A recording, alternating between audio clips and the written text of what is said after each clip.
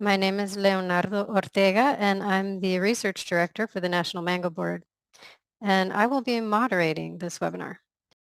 So to get started with our conversation about mango tree response to different irrigation treatments at different phenological stages, I would like to introduce our speaker for today, Dr. Adolfo Levin. Dr. Levin is Israeli, but he was born and raised in Argentina. He has a doctorate, and as a profession, he is a researcher in tropical fruits. He currently works for Supla as a researcher and consultant. Dr. Levine has carried out research studies in biology and ecology as at the bachelor and master's level at the University of Cordoba in Argentina, and he has a PhD from the Ben Gurion University in Israel. Dr. Levine has worked in agriculture for 25 years as a grower, consultant, and researcher. Since 2008 to 2016, he worked at the Northern Israel Applied Research Center as a researcher in subtropical fruits, primarily mangoes and avocados. Dr. Levine currently works in Suplan in Israel, which is an innovative agrotechnology company, and he has developed a unique irrigation method based on artificial intelligence. He has also worked as a consultant in agricultural projects in Panama, Mexico, Peru, and Guatemala having to do with mangoes and avocados. His area of applied research focuses primarily on physiology, plant physiology, irrigation, and other issues. Dr. Levine was also the primary researcher on the National Mango Board financed project in Peru regarding the response to different irrigation treatments at different phenological stages. This was a 4-year project. And so now I'll hand it over to Dr. Levin. Please go ahead, Adolfo. Okay, thank you very much, Leo. Good morning, good afternoon, good evening to all of you, wherever you may be. And first of all, I would really like to thank the National Mango Board for the opportunity that they offered me to carry out this project. And as some context, this project was carried out partially during the pandemic, which of course created certain challenges, but I think that the results, as we'll see, are important and interesting. So as Leo said, this webinar has to do with the mango tree response to different irrigation treatments at different phenological stages. And this research project, as also has been mentioned, was fully financed by the National Mango Board. I would like to start this webinar by presenting the objectives for this presentation. First of all, we're going to look at the background that led to this research. Then we will present the objectives of the research project. We will also discuss the methodology and materials used in this study. And of course, in order to meet the objectives, then we will also present the most relevant results. And lastly, the conclusions.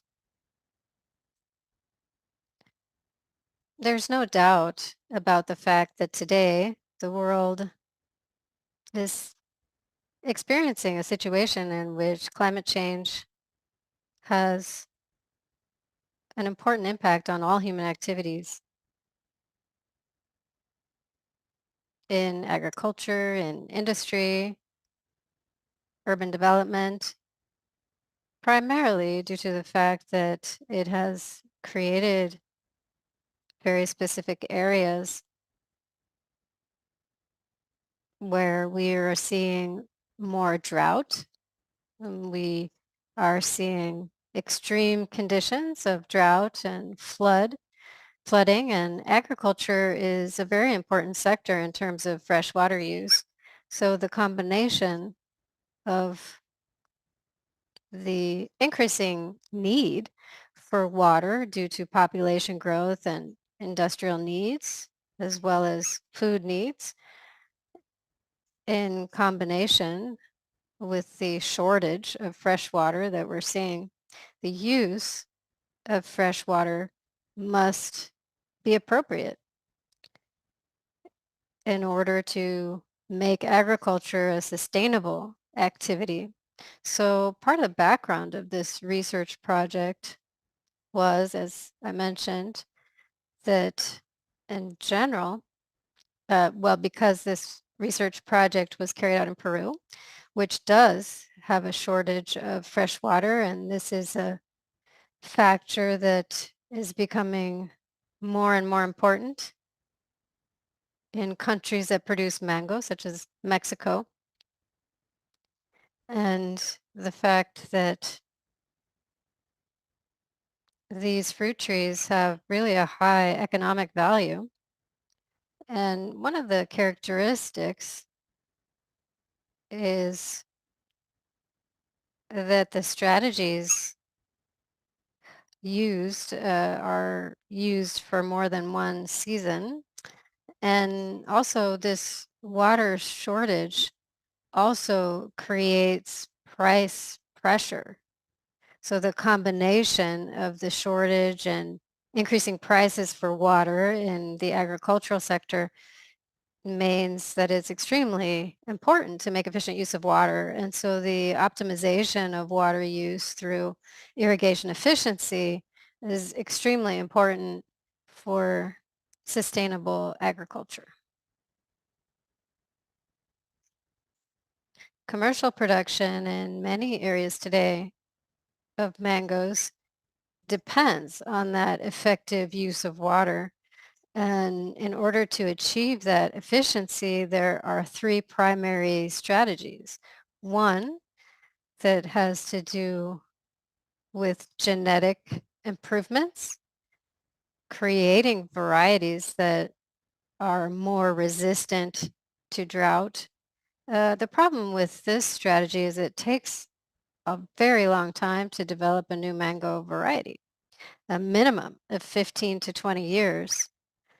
And that's really assuming that you're able to identify the proper qualities from the outset. This has to do with the quantity and quality of production, which makes it much more complicated. The other strategy is through agricultural practices, such as the use of mulching, and lastly, improvement in irrigation strategies, which is the focus of this study, because this is the option that can provide a quicker improvement in water use efficiency and can make agriculture more sustainable in the shorter term. So the primary objective of this research project was to evaluate the response of mango trees to different levels of water at different phenological stages in the Kent variety in semi-arid conditions. And this was evaluated primarily in relation to efficient use of water and alternation in production. So also another objective was to create a response curve of the tree to different levels of water at different phenological stages in order to create a powerful decision-making tool for growers to use for making decisions in terms of their irrigation strategy given this shortage of water. So this was carried out in northern Peru in agrocolibri in Sullana, Peru. As I mentioned, we used the Kent variety, and the experimental design was completely random. We used 5 trees in each of the treatment types. The 3 external trees were edge trees, and the center trees were the study trees where the measurements were done. The phenological stages that were evaluated were the flowering period, which is from the appearance of the first inflorescence to the beginning of the fruit set. The second phenological stage is the main fruit growth, from the fruit set to stone hardening. And the third phenological stage is the final fruit growth. So that's from the stone hardening or pit hardening to harvest. And the post-harvest period, which is defined as from the moment of pruning, post-harvest pruning, until the first significant rainfall. And this is used as a strategy for inducing flowering, or if there's more than 20 millimeters of rain rather, uh, which would have an impact on the treatments that were being applied and studied. So here we have the treatment table, and you can see the different treatments, 13, including the control, and the different phenological stages, as I mentioned previously, as well as the names of each treatment. And the last column represents the amount of water that was applied in relation to the evapotranspiration. And we also included other information regarding the evapotranspiration. And then we use this formula to establish the amount of water that would be applied at each time for each treatment, depending on the phenological stage. One of the main characteristics of the T1 treatment through T12 were that these were irrigated each day. As I showed in the table, you could see it depending on each of the crops. There was automatic irrigation through an intelligent system, a smart system. We had an algorithm for treatment T3. This was to make sure that we could compare irrigation strategies, one that was generated by a smart algorithm compared to regular irrigation. So from T1 to T12, during the mango season, each of the treatments was done each day. T3 was the one where there was not necessarily watering each day. There was a control. The control of the water to be applied was via the smart algorithm. All of this was done in the field, so it was pruning. We controlled for different pests.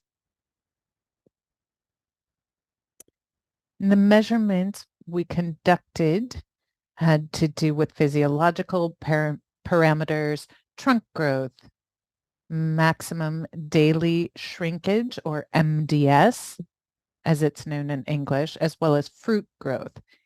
Each of these parameters was evaluated using technology provided by Supplant.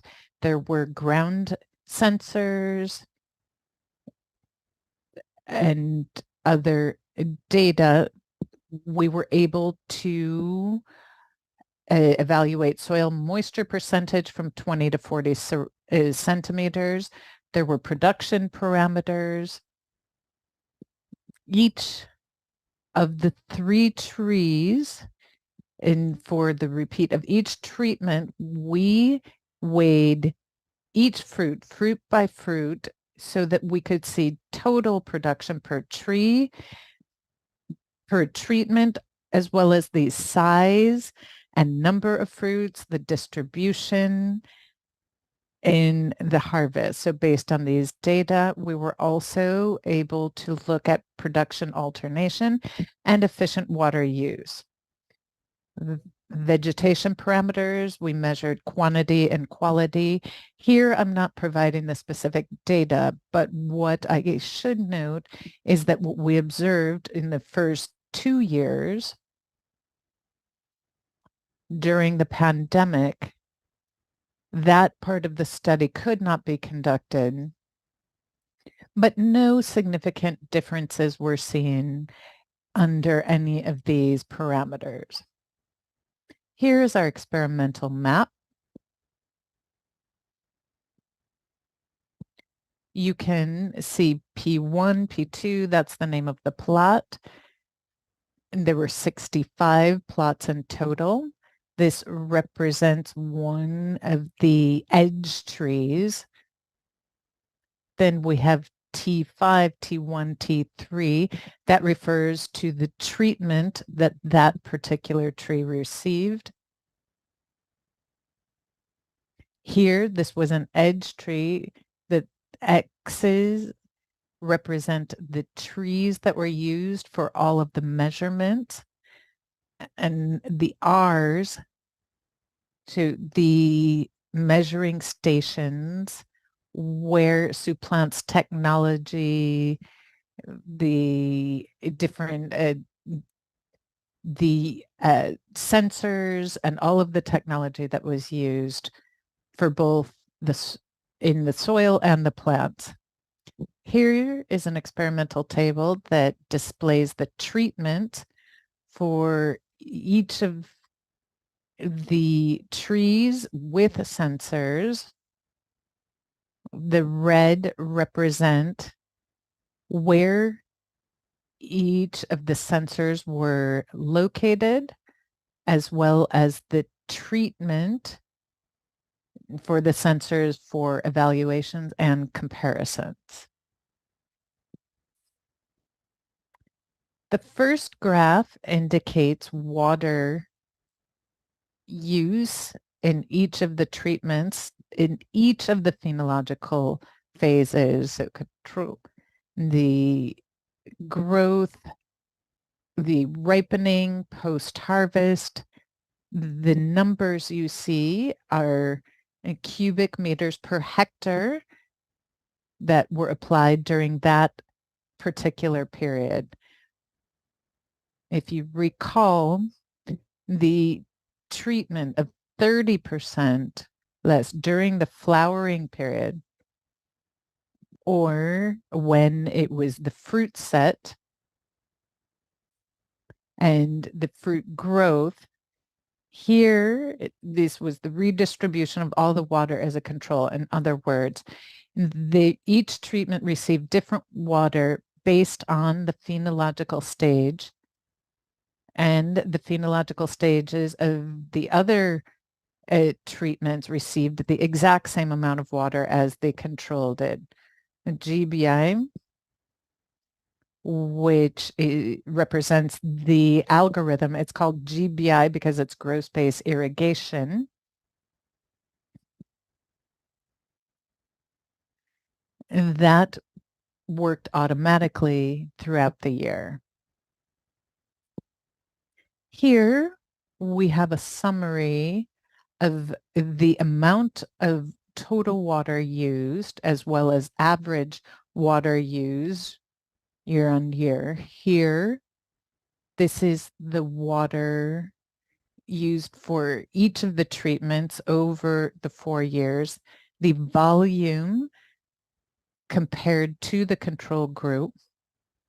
Since this is the entire year, we don't see the differences, for example, 30% less or 60% less, because this is showing the total volume for each of the different treatments over the years compared to the control group, which is 100%. Here, This was for each of the treatments based on the amount of water applied over the year, the level of evapotranspiration over the 4-year period.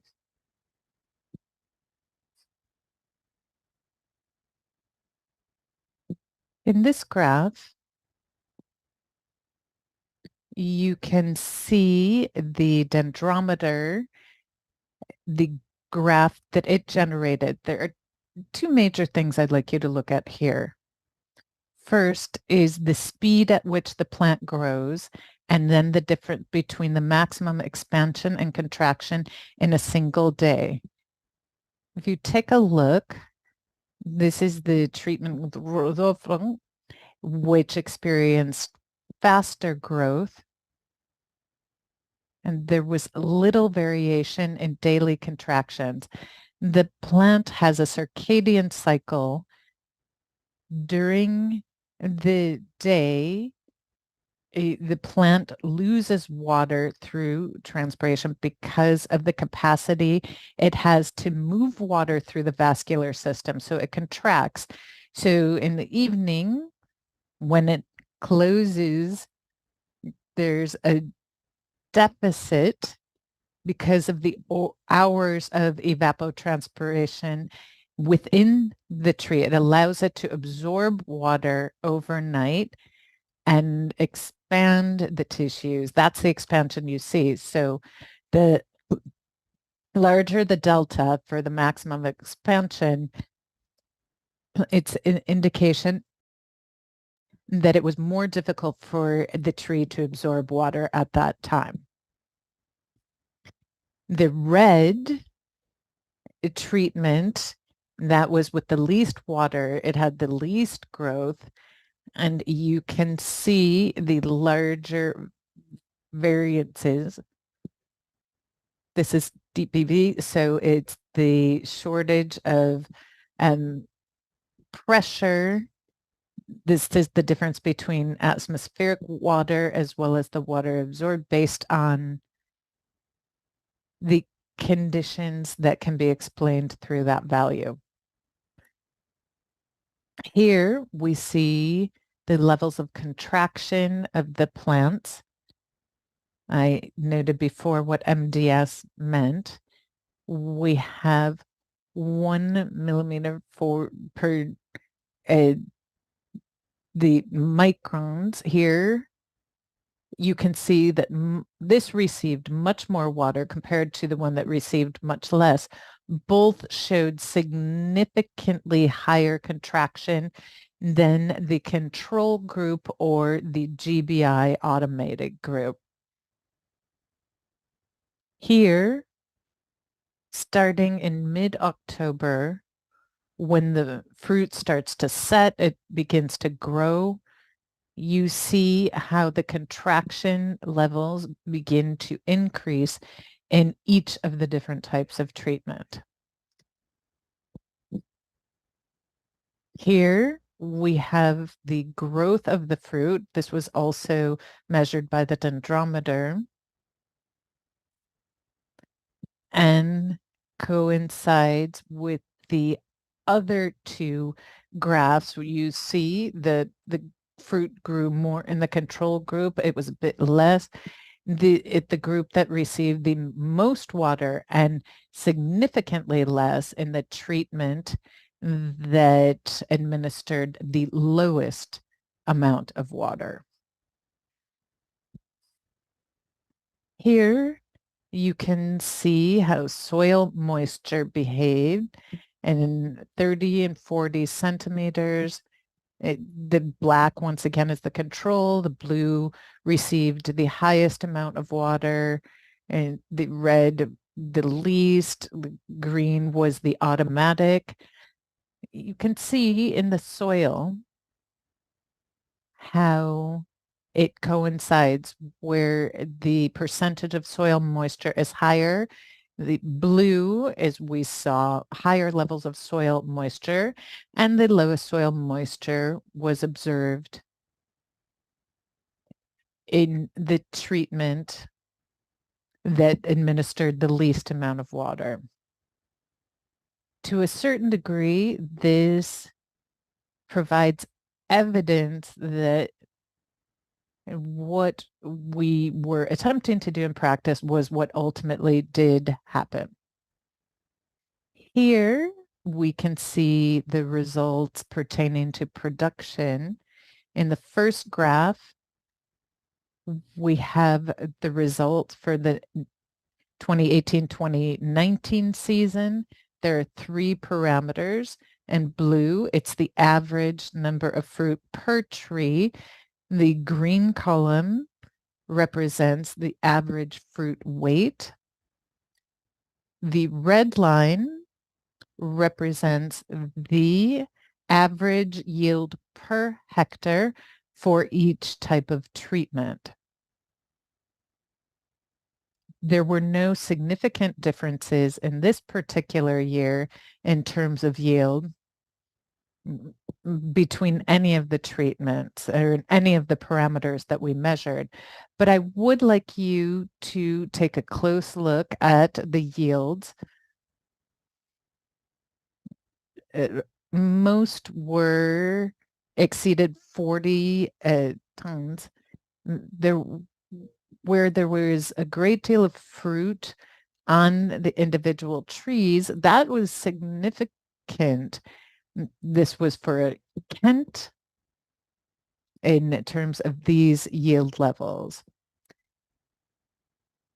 We also looked at the fruit distribution for that same season. Here you can see the volumes, like kilo. The blue represents large, green is medium, yellow, small, and red is non-commercial. There was practically no fruit loss because of size. Here, the numbers are the percentage of fruit, primarily in the big and medium fruit categories. You see that more than 80% in many cases, and you can see that it fell between 4 and 6. In other words, large fruit versus medium fruit, 4 to 6 and 7 to 9. In that first season, there was a significant difference in here.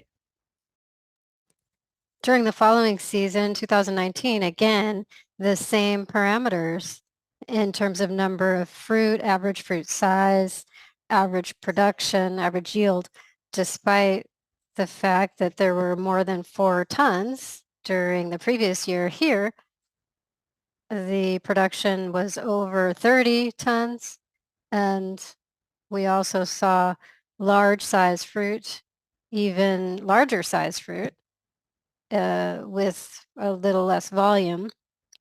So the reduction of production was primarily due to the number of fruit and not the size of fruit. Also this year, there were not significant differences between the different treatments. And here in the 2019-2020 season, you can also see the distribution of the fruit size. Here, the only difference, significant difference observed is that the quantity of small fruit in the treatment during the final fruit growth, which received the least water, was significantly more than the treatment that was reduced 30% at the same phenological stage, and in relation to the treatment with a greater deficit during the harvest period. So in terms of the treatments, there were no significant differences in the other 4 categories. And here you can see the production parameters during the 2020-2021 season. And again, we saw good production was maintained, again, generally very close or over 30 tons. And the primary factor, again, that contributed to the reduction in production in relation to the first year and somewhat the second year was the number of pieces of fruit. And we also here did not see a significant difference between the treatment groups. With regard to the distribution of the fruit, we also saw large fruit. There was no significant difference here between the large fruit this year. This year, the large fruit was about 20% or more of the production was large fruit. And in many cases, it was close to 90% between medium and large fruit, again, with a level of 30 tons per hectare production yield. So I would like to mention again that the treatment was done daily, on a daily basis in all of the years. Also in 2021, 22, again, we saw more than 30 tons per hectare, around 35 tons per hectare, which also here contained quite a bit of large fruit, generally speaking. And when we look at the distribution, fruit size distribution, we also see here around 80% of the fruit was medium and large, both in terms of the production parameters and the size. There was not a significant difference between the different treatments. However, when we analyze all of the years together using the same parameters, total production, for the 4 years, we did see significant differences in the sense that the GBI treatment was on average over the 4 years what led to the highest level of production, 37.8 tons per hectare on average. And that was significantly more than the treatment in the post-harvest treatment at the lowest level of water and even the control group. One of the most important parameters to evaluate as a grower was production alternation. When we have high production alternation, that can represent a financial burden, an important financial burden for me as a grower. So it's very important to manage that element adequately. And here, the index of production alternation were pretty low, you can see here. However, the treatment again was not just where we saw the least production over the 4 years, but we also saw higher alternation, almost 30%.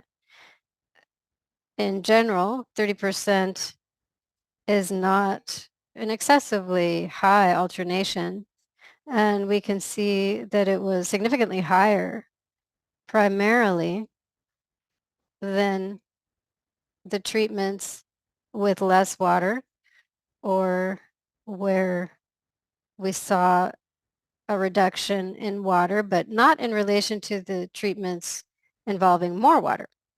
In that regard, there was not a significant difference.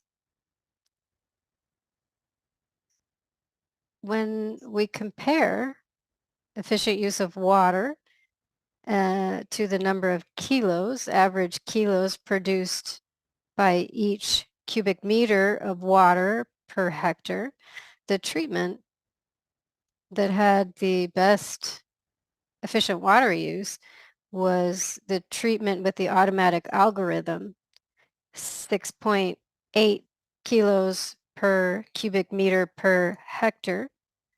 That was significantly more than the other treatment groups.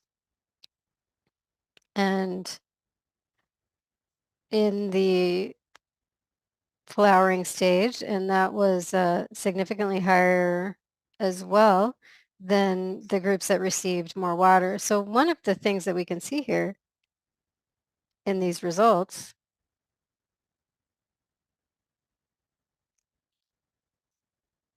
is this increase in production as a result of water efficiency.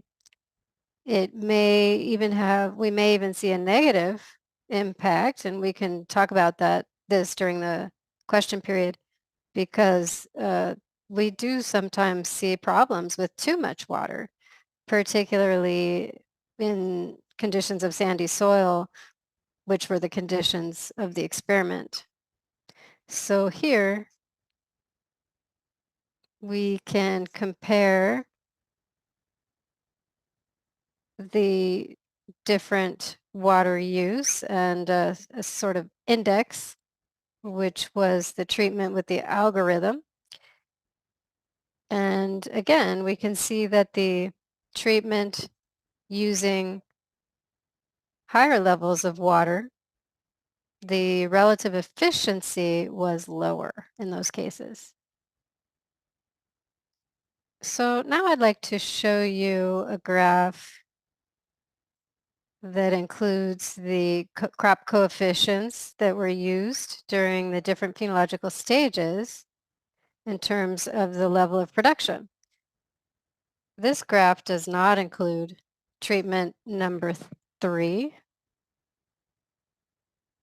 or rather 13, which is the automatic algorithm, because as I explained at the beginning, one of the differences between the treatment 13 and the others is that the treatment 1 to 12 was applied every day, and the number 13 was not necessarily every day, it was automatic. So it's not included in this graph.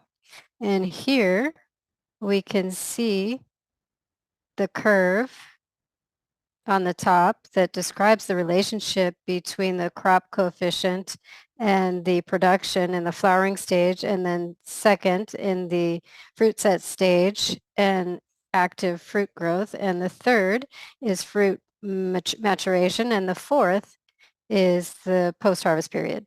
And as you can see here, in the first stage, the third and the fourth, we see a high level of R squared, and 90% of the production behavior has to do with the crop coefficient is what this shows. So these are very high values that we're seeing. And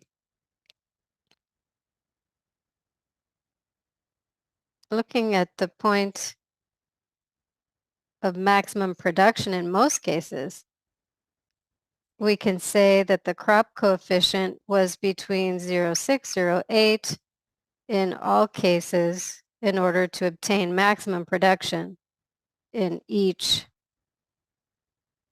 phenological stage evaluated. And lastly, the conclusions, as we saw when we evaluated the different years and the different parameters were compared, production parameters, there were no significant differences in any of the parameters. However, when an average analysis was done over the total period, the 4 seasons, we could see differences in certain parameters in production related to efficient use of water. There were significant differences. In general, the general production on the parcel over the 4 years of the experiment were very high, an average of 34.5 tons per hectare, while in Peru in general, the average is around 12 per hectare, and in Mexico, between 8 and 12 tons per hectare, depending on the area. So undoubtedly, this experimental parcel had a very high yield during those 4 years.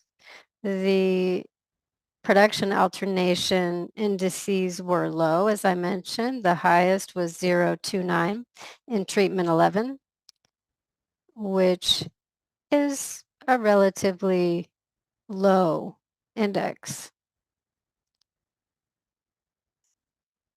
When water was applied in higher quantities, or the crop coefficient was higher than 1, the treatments of high levels of water, or when they were very low, in both cases, we observed a reduction in certain production parameters. When the average was taken over the 4 years, both in terms of overall production, particularly in the fruit size as well. The treatment that showed the greatest efficiency was T13. And then one of the most efficient treatments was also where a deficit of irrigation was applied, including during the flowering stage. I think that one of the conditions, or the fact, that in Peru,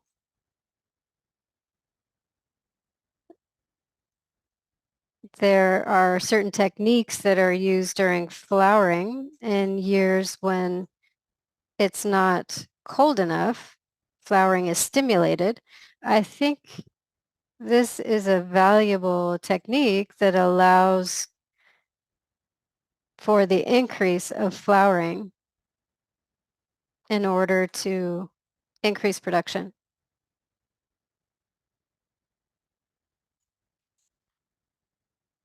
And so the results of this experiment, well, I think one of the things it indicates is that due to the experimental conditions, in this case sandy soil, and the irrigation frequency may be a more important factor than the amount of water per se.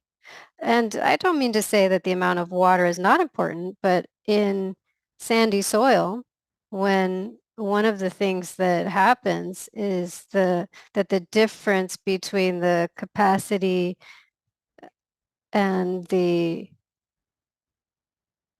suffering due to lack of water is important. So I try to look also at the issue of the moisture in the soil. So the irrigation frequency was also very important in terms of the results obtained, even a little more than the quantity of water. In this case, there was an adverse impact. One of the differences between sandy soil and clay soil is that sandy soil retains less water, but the water levels for plants are higher. So when I do irrigation in sandy soil, most of the oxygen and for the root systems, it becomes displaced. It becomes stressed. The plant becomes stressed, not because of a lack of water, but because of the lack of oxygen. Undoubtedly, the higher the yield, it, it, the more the administration of water makes a difference. So more fruit means more water loss in the plant because of evapotranspiration, the need to create food for the fruit as they develop. The buffer, the maneuvering room I have for making mistakes is less if I have higher yields.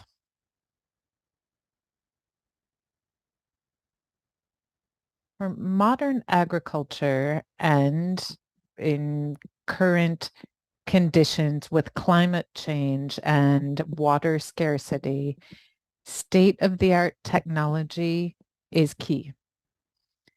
It enables me to make decisions in real time, to evaluate what I'm seeing, evaluate the plant in real time, and therefore make much more efficient use of my resources and devise dynamic and appropriate strategies for the immediate and long term. So as we say, weather is unpredictable, but plants are not. As I stated earlier, this research was funded by the National Mango Board. I wanted to thank you all from the bottom of my heart. I thank you for your attention. I thank the National Mango Board for your unconditional support and the support that you provide to the mango industry in Latin America. Thank you. Thank you so much, Dr. Levin, for that excellent presentation. Dr. Levin, we do have a question here. And this comes from Dr. Yair Aron. What are the data used to make the automatic algorithm function? Well, if I tell you, I have to kill you. It is an industry secret. Now, this algorithm has to do with data from the plant, soil conditions, environmental conditions. The water is the most significant limiting factor in a plant's growth. It also has an impact on other elements. So for example, minerals, microflora, microfauna. If an algorithm is to work properly, it has to be straightforward. This algorithm primarily takes into account soil moisture and the way plants respond to the soil moisture conditions as well as other environmental conditions. One of the most important things is the DPB, the importance of this. This is where we see water being moved throughout the production system for each molecule of carbon that the plant takes on for photosynthesis. It loses about 12 molecules of water. Of 100% of the water that traverses the plant, much is lost to the atmosphere. So as a farmer, if I am irrigating, I have to irrigate based on environmental and atmospheric conditions, not the plant. Because, and it's not 90, the plant is going to continue to lose water. And if it does, it stops creating photosynthesis and generating energy to grow. So the algorithm is essentially based on those types of parameters. We have another question from Gustavo Dominguez, who said, first and foremost, congratulations, and I commend you on this great presentation.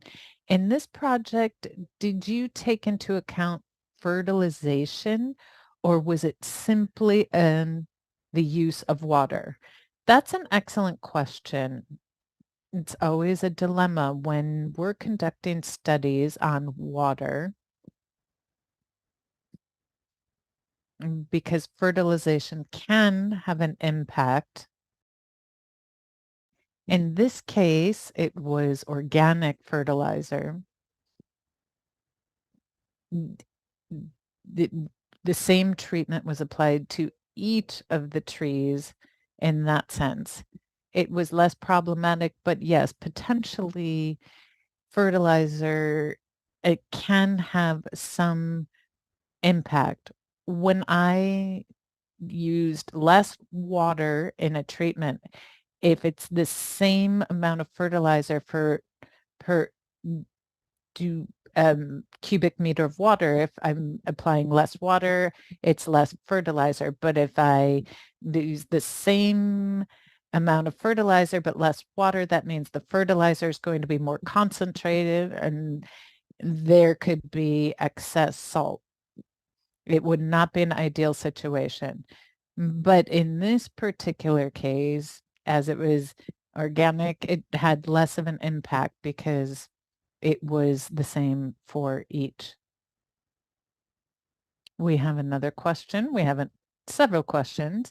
One, is there any physiological state that requires larger volumes of irrigation or water than others? In general, based on my experience and what I've learned, is that as the fruit starts developing, the water needs grow.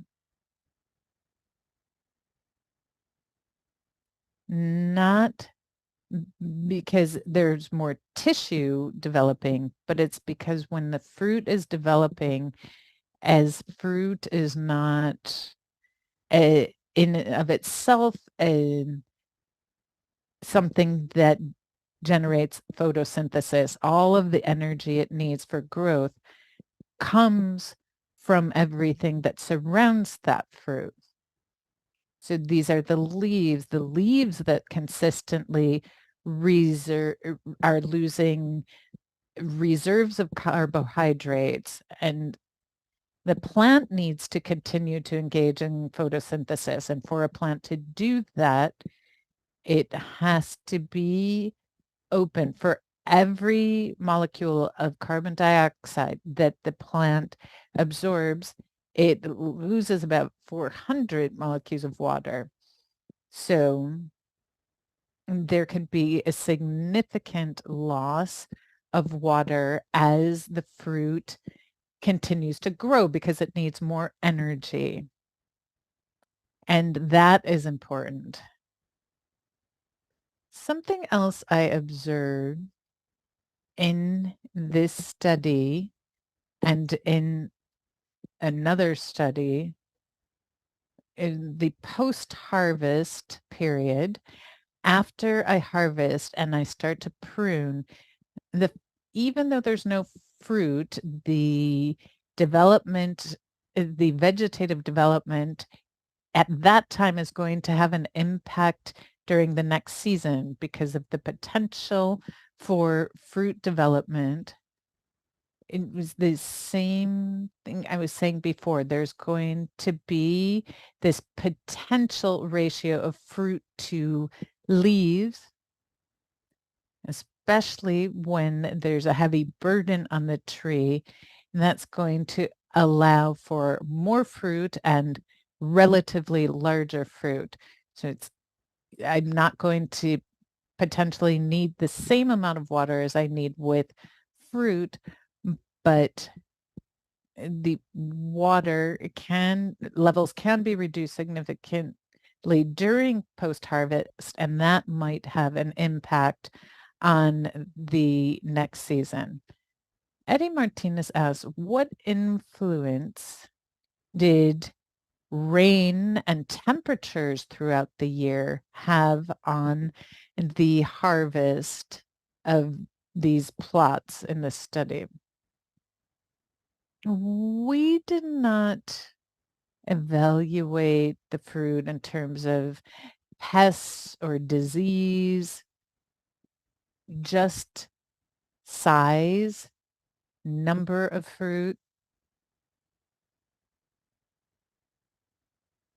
I don't remember having seen anything that really struck me based on those parameters. I honestly don't know how to answer the question. It has that would come more in the post-harvest period. We also have a question from Luis Utrera. He says, my sincere congratulations, Dr. Levin. How do you think this type of study would unfold in tropical conditions?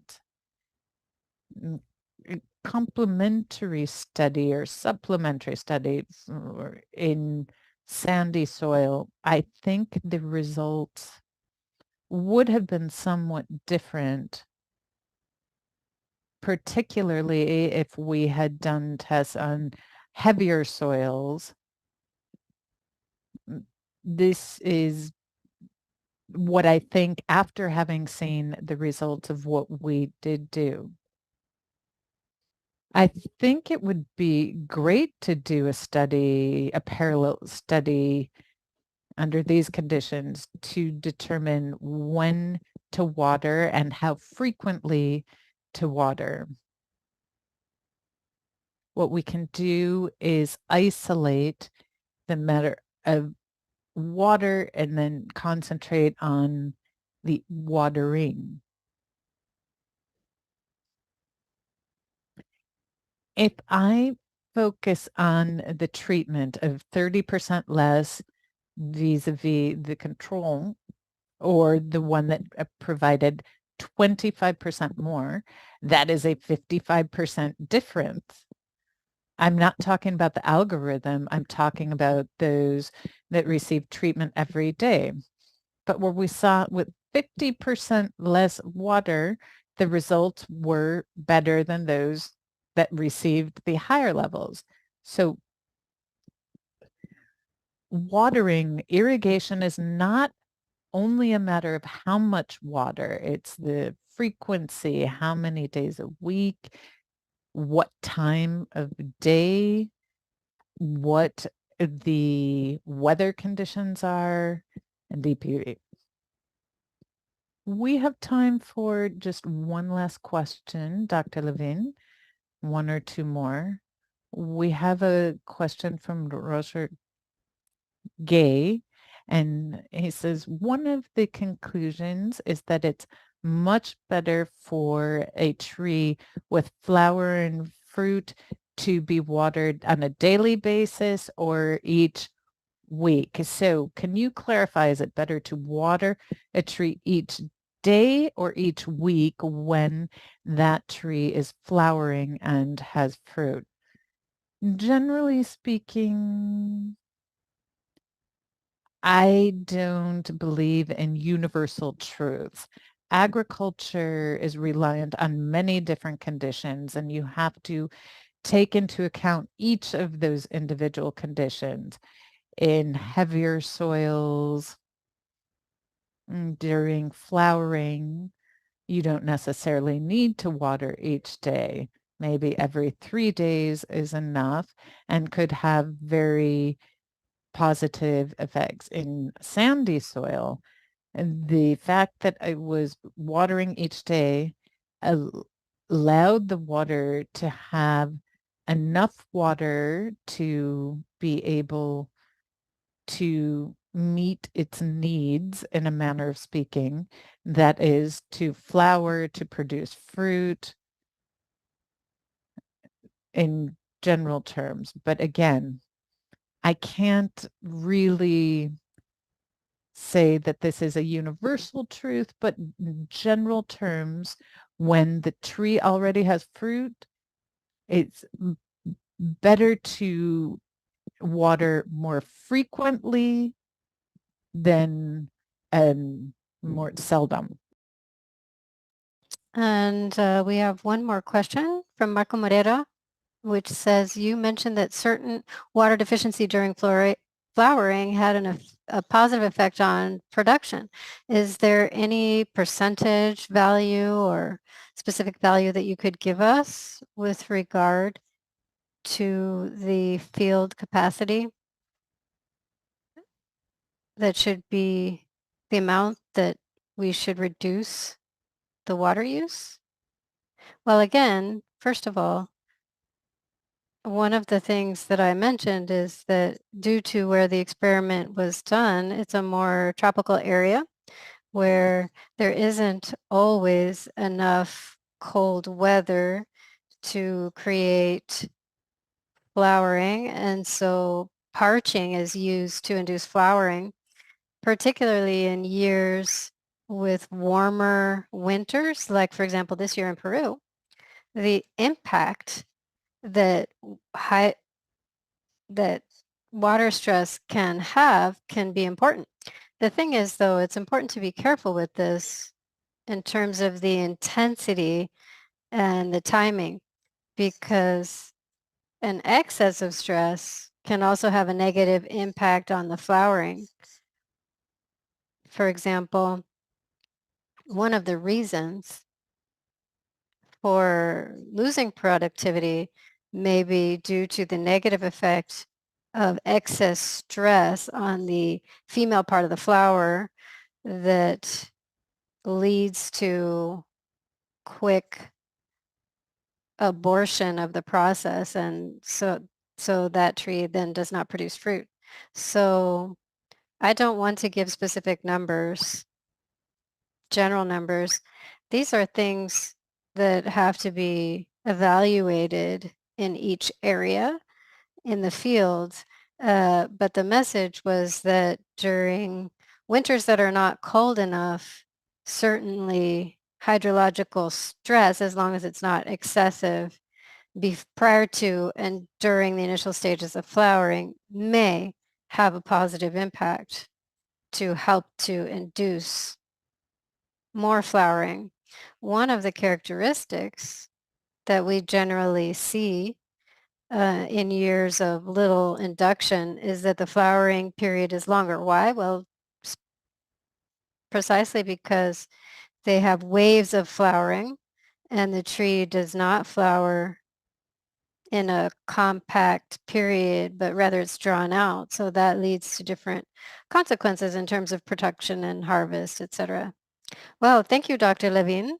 In order to conclude, what would be your message based on the results of this study for the growers from Peru with regard to irrigation practices, with the exception of the treatment using artificial intelligence? For those growers that do not have access to that type of technology, what results based on this experiment would you recommend to them in terms of practices? Well, first of all, of course, the use of technology was not in order to encourage people to purchase this technology. I think technology is important and will have to be part of our strategy, crop management strategy in general. But in accordance with the results, and I think on the last slide, last graph that we saw,